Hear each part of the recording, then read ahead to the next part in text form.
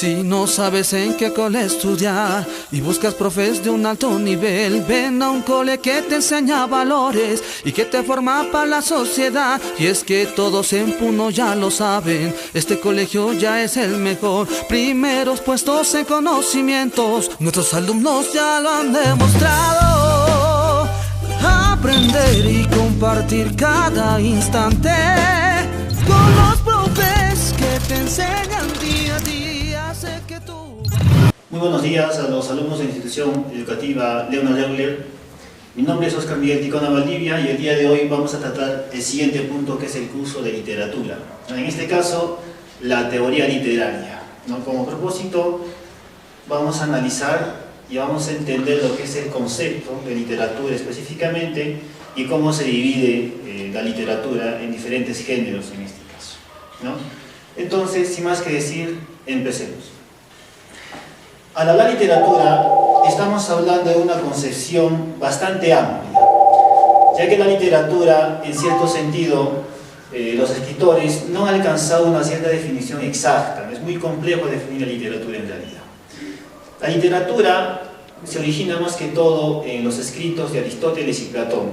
Más que todo Aristóteles en la antigua Grecia, cuando Aristóteles escribía su obra titulada, llamada La Poética, Entonces en la antigüedad todavía. Es ahí que en la antigüedad, por ejemplo, aparecía la primera corriente de la literatura universal, el cual se llama el clasicismo, donde vamos a encontrar autores muy diferentes, como por ejemplo, quizá el más antiguo que podemos conocer, Homero, Sófocles, Hesíodo, Píndaro, Ovidio, o en Roma, por ejemplo, encontramos a Virgilio, por ejemplo, y otros autores más. Entonces, esta literatura va en constante evolución, va en constante cambio, porque por lo general en la literatura, cada corriente que aparece siempre destruye, en este caso, o desbarata a la corriente anterior, Es el caso del clasicismo, medievalismo, renacimiento, el barroco, el romanticismo, el realismo, entre otras corrientes más. Entonces, decimos literatura, nos planteamos primero la siguiente pregunta, ¿qué es literatura en realidad? Pero esta definición que lo estamos haciendo es de acuerdo a un autor. La literatura, decimos, ¿qué es la literatura? Decimos ahí. La literatura es una manifestación estética que opera a través de signos escritos, Aunque la literatura también se puede transmitir de forma oral. Recordemos esto, toda literatura en un inicio siempre es oral y siempre es anónima, Entonces, ¿cómo decimos?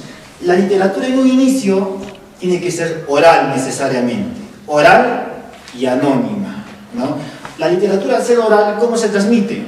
De generación en generación de forma oral. Ya luego, la literatura se transforma en escrita. Es el caso, por ejemplo, en la antigüedad, o por ejemplo en la literatura puneña, Podemos mencionar que esta literatura en sus inicios fue oral. ¿Por qué digo eso? Por ejemplo, a inicios, en esta zona del altiplano, se hablaba de algunos cuentos. Por ejemplo, el zorro y la guayata, el zorro y el cóndor, el zorro y el cuy, por ahí, O el origen del lago Titicaca. Esa literatura, ¿cómo fue? Oral. Luego esta literatura se transforma recién en escrita, Cuando aparecen ya los diferentes autores y aparecen las diferentes obras. Entonces, ¿qué decimos nosotros? Que la literatura es una manifestación estética que opera a través de signos escritos, pero también puede ser oral. Ahora, la literatura va en constante evolución. Recordemos que todo es cambiante, nada permanece en el tiempo, todo cambia, es igual en la literatura. Por eso ponemos ahí evolución del concepto de literatura. Vamos a poner en este caso diferentes conceptos: la concepción primitiva, la concepción clásica, la concepción medieval, la concepción renacentista y la concepción romántica. Entonces, ¿qué decimos nosotros? Por ejemplo, la concepción primitiva nos dice que la literatura es mágico-religioso. Por lo tanto, nosotros ahí ponemos lo siguiente: es mágico-religioso. Mágico-religioso. ¿Qué ocurre en esos tiempos? Entonces, al decir que es mágico-religioso, la literatura, por ejemplo, en la antigüedad, ¿no?, se realizaba mediante el ritual, ¿no? Este ritual, ¿cómo se transmitía? De forma oral, de generación en generación. Por eso la literatura es mágico religioso, ¿no?, porque en esos tiempos hacían los rituales, en la antigüedad todavía. Esta concepción primitiva es en la antigua, ¿no?, era antigua. Luego aparece la concepción clásica. La concepción clásica de esta literatura nos indica lo siguiente: la literatura para los clásicos vendría a ser una mímesis, ¿no?, una mímesis. ¿Qué es la mímesis? La imitación, ¿no?, la imitación de la realidad que se presentaba en esos tiempos, en la antigüedad, en la sociedad esclavista. Vamos a ponerla al costado para que por ahí anoten, ¿no? Entonces, ¿qué es la mímesis? La mímesis vendría a ser entonces la imitación, ¿no?, imitación de la realidad. Ahí ponemos, ¿no?, imitación de la realidad. En otras palabras, la literatura es la imitación de las, según esta concepción, ¿no?, la literatura es la imitación de las mejores obras escritas. En esos tiempos de la antigüedad, cuando estaba Homero, Hesíodo, Sófocles, por ahí, se escribían grandes obras, ¿no?, como la Ilíada, la Odisea, Edipo Rey, por ejemplo, por ahí las Traquinias, por ejemplo. Estas obras son dignas de imitar, ¿no? Entonces, esa es la concepción clásica. Pero decíamos, ¿no?, todo concepto cambia, nada permanece en el tiempo, y como nada permanece en el tiempo, los conceptos van cambiando. ¿Qué ocurre entonces? Esto se daba en la edad antigua, pero recordemos, en el año 476 se da la caída del Imperio Romano de Occidente. ¿Qué ocurre entonces? Llegó la Edad Media, y en la Edad Media todo cambia, por lo tanto llegó la concepción medieval. Entonces, la concepción medieval ya tiene una orientación teológica. Por eso ahí ponemos nosotros que la concepción medieval tiene una orientación, ¿no?, orientación teológica. Orientación teológica. ¿Qué ocurre entonces? En esos tiempos, la orientación teológica dice, ¿no?, por Dios y para Dios. O sea, el ser humano, ¿qué intentaba alcanzar en esos tiempos? Intentaba alcanzar la gracia de Dios. O sea, la concepción medieval dice, todo es Dios. A eso me refiero como orientación teológica. Pero la literatura, el concepto sigue cambiando ahora. Y como sigue cambiando, ya no nos encontramos en Edad Media. Recordemos, Edad Antigua, ¿no?, Edad Media, pero ahora surge Edad Moderna, ¿no? En el año de 1453 se da la toma de Constantinopla. ¿Qué ocurre entonces? Cuando se da la toma de Constantinopla, o también vale decir, ¿no?, la caída del Imperio Romano de Oriente, apareció la Edad Moderna. Todo cambia.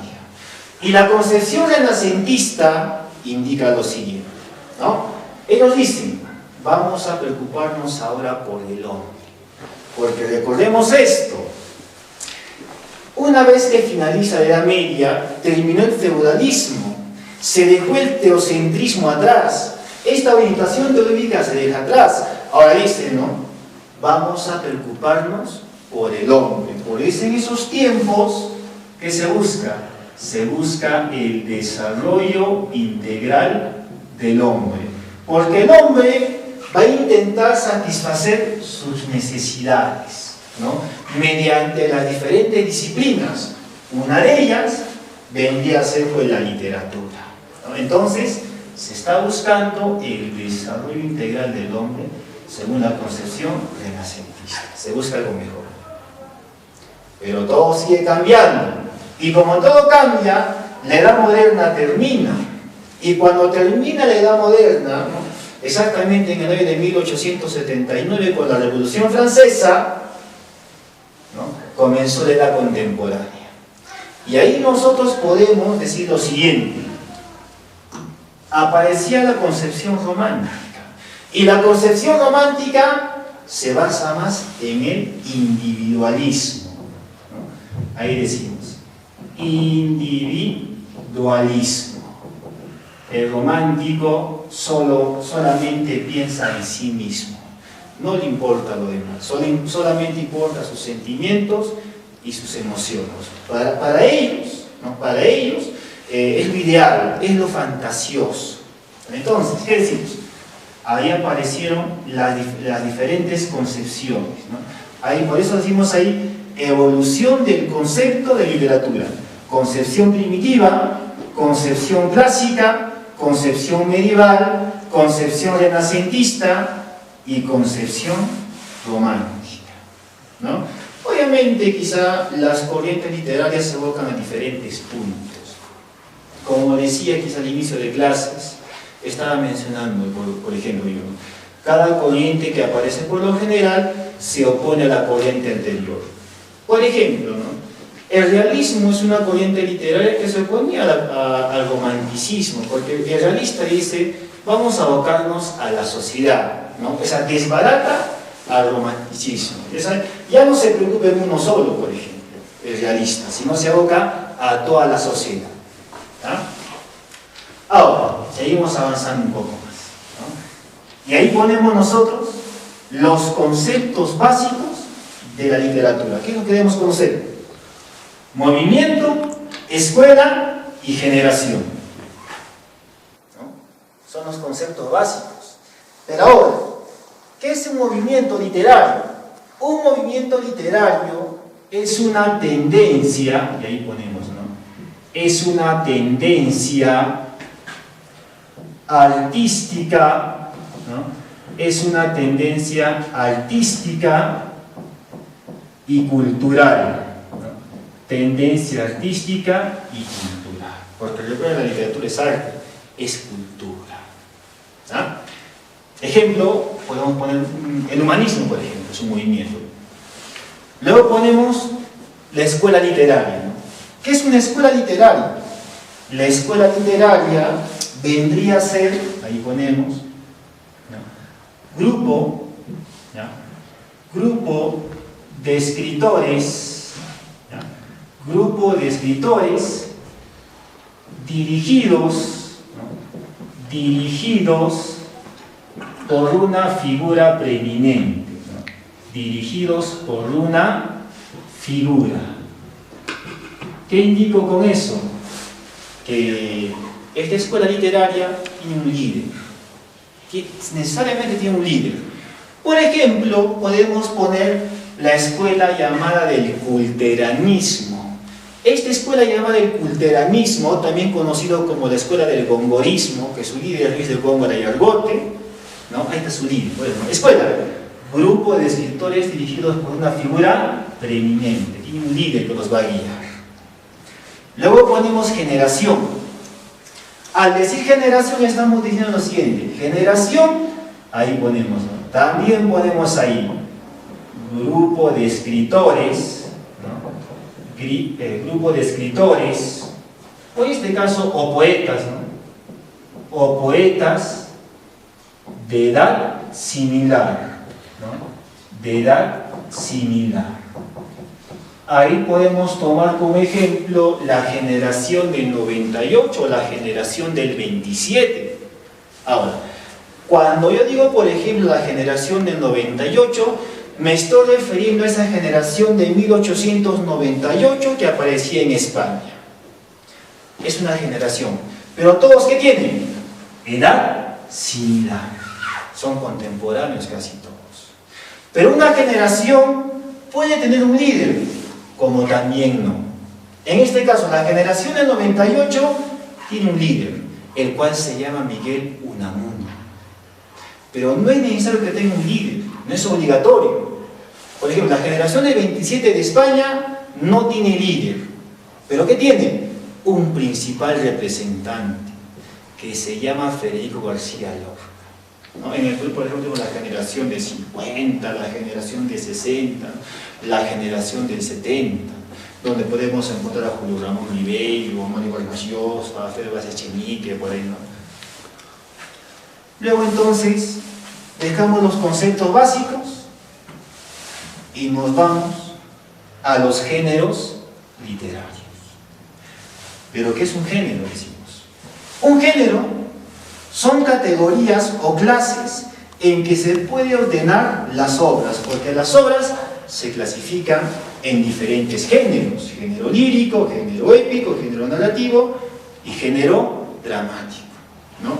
O sea, en otras palabras, ¿qué es un género literario? Son distintos grupos en que podemos clasificar las obras literarias. O sea, casi lo mismo, ¿no? Lo mismo, nada más. Entonces, estos géneros: lírico, épico, narrativo y dramático. 4 géneros. Entonces, el primero que vamos a tocar es el género lírico. Mira, el género lírico dice lo siguiente: el autor expresa sus sentimientos y emociones. O sea, este género lírico es subjetivo. Recordemos que lo subjetivo es algo que no se puede ver ni se puede tocar. El género que expresa sentimientos y emociones, expresa estados emocionales de la persona, expresa estados emocionales del autor. Y cada género todavía se subdivide, ¿no? Se subdivide. Por ejemplo, el género lírico se divide, por ejemplo, ¿no? Decimos la oda, la elegía, la égloga, el madrigal, el epitalamio, por ahí, ¿no? El epigrama. Ahora, entonces, este género cumple una función, ¿no? Cumple una función. Si tú tienes sentimientos y emociones, cumples una función. En este caso, la función que te cumple este género vendría a ser la expresión o declamación. Ahí ponemos, ¿no? Función: la expresión, ¿no? La expresión o declamación. O declamación. ¿Pero por qué estoy diciendo yo declamación? El género lírico es poesía, y la poesía se expresa, la poesía se declama. Por eso su función no es la expresión o declamación, ¿no? Luego tenemos al género épico, quizá el género más antiguo de todos, ¿no? El más antiguo. Este género épico decimos lo siguiente: el género épico es una composición, o son composiciones extensas, son muy largas. Por ejemplo, en este género podemos encontrar nosotros a la Ilíada, la Odisea, que son composiciones extensas, porque por ejemplo la Ilíada es una obra que está compuesta de 15.674 versos, ¿no? O la Odisea, que está compuesta de 12.110 versos. Son composiciones extensas. Ahora, el género épico también, ¿no?, busca narrar hazañas grandiosas de héroes y dioses, ¿no? Busca narrar hazañas grandiosas de héroes y dioses. ¿Qué decimos entonces nosotros? En el género épico, las obras literarias te meten héroes, ¿no? Te meten héroes en las obras, te introducen héroes. Estos héroes hacen hazañas, ¿no? Por ejemplo, Ulises, ¿no? Ulises, en Odisea. O si hablamos de dioses también, podemos hablar de Hércules, ¿no? Pues es un semidios también Hércules, ¿no? En la mitología griega, más que todo, se habla de dioses como Zeus, Poseidón, Afrodita, Atenea, muchos dioses más, ¿no? De la mitología romana, por ejemplo, pertenece al género épico todavía, ¿ya? Entonces, luego vamos a cumplir una función. El género épico te cumple una función. ¿Cuál es la función? La narración. La función del género épico entonces es la narración, ya que las grandes obras de la antigüedad, o sea, las epopeyas, no fueron hechas en ese entonces, no fueron hechas para ser leídas, sino para ser oídas. Porque la Ilíada y la Odisea te contaba Las personas lo escuchaban, porque en esos tiempos no todos sabían leer, entonces alguien contaba esas obras. Por eso decimos, ¿su función cuál es? La narración. Entonces, eso es en cuanto al género épico. Luego tenemos el siguiente género, llamado el narrativo. El género narrativo describe hechos reales o imaginarios. Describe, ¿no? No te está diciendo que narra, sino describe hechos reales o imaginarios. Porque el género narrativo, ¿qué función te cumple? Te cumple esta función de acá. La descripción. Ahí ponemos. La función de este género, entonces, es la descripción. La función de ese género narrativo. Ahí podemos encontrar a la novela, al cuento, la fábula, por ejemplo, ¿no? A la leyenda podemos encontrar, que son diferentes, son especies de este género narrativo. Y por último, podemos ubicar nosotros al género dramático. Pero quizá no lo conocemos bastante con este nombre, lo conocemos más con el nombre de teatro. Por eso, el género dramático, pero lo conocemos más nosotros como teatro. Dramático o teatro. Este género dramático, entonces, consiste en la representación a través del diálogo. En el teatro, ¿qué se hace? Se representa, ¿no? ¿Cómo se representa? A través del diálogo, a través de una conversación, ¿no? Por eso nosotros decimos, ¿cuál sería la función de este género dramático? Su función vendría a ser entonces la representación, ¿no? La representación. En un teatro se representa algo. Por ejemplo, decimos la obra teatral que quizá más conocemos, Romeo y Julieta, ¿no? O Edipo Rey, Hamlet, Otelo, El Rey Lear, Macbeth, que son obras teatrales. Pero recordemos, cada género tiene sus especies literarias. Nos damos un pequeño repaso, ¿no? Decimos, explicamos un poquito. Entonces, ¿qué es un género literario? Son categorías o clases en que se puede ordenar las obras. Los estamos clasificando en diferentes géneros. Cada género que tenía especies literarias, ¿no? Se subdivide todavía el género lírico. ¿Cómo se subdividía? En la oda, la elegía, la epístola, la égloga, por ejemplo, ¿no? Igual el género épico se subdivide, ¿no? ¿En qué se va a subdividir? En la epopeya, en los cantares de gesta, en los poemas cultos se subdivide. Igual el género narrativo se subdivide en novela, cuento, fábula, mito, leyenda, parábola, crónica, por ahí, ¿no? Y también el género narrativo se subdivide en la tragedia, la comedia y el drama. Entonces, el día de hoy nosotros hemos abordado un tema muy importante en la literatura, porque si no conocemos este tema de literatura, no vamos a entender por qué la obra pertenece a dicho género, o qué es un movimiento, o qué es una generación, o qué es una escuela. Entonces, el día de hoy hemos abordado un poco sobre la teoría literaria, y me olvidaba por ahí. Recordemos que el padre de la teoría literaria es Aristóteles, ¿no? Quien escribió su obra, La Poética. Entonces, alumnos que están en su casa ahora, espero que hayan aprendido, y luego ya iremos abordando diferentes puntos, porque esto todavía lo vamos a alargar, ¿no? Pero es para otra clase. Entonces, muy buenos días.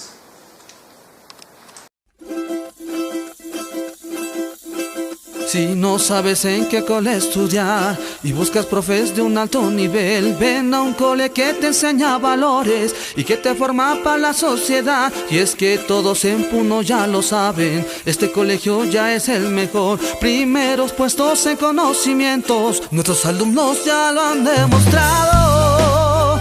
Aprender y compartir cada instante con los profes que te enseñan día a día.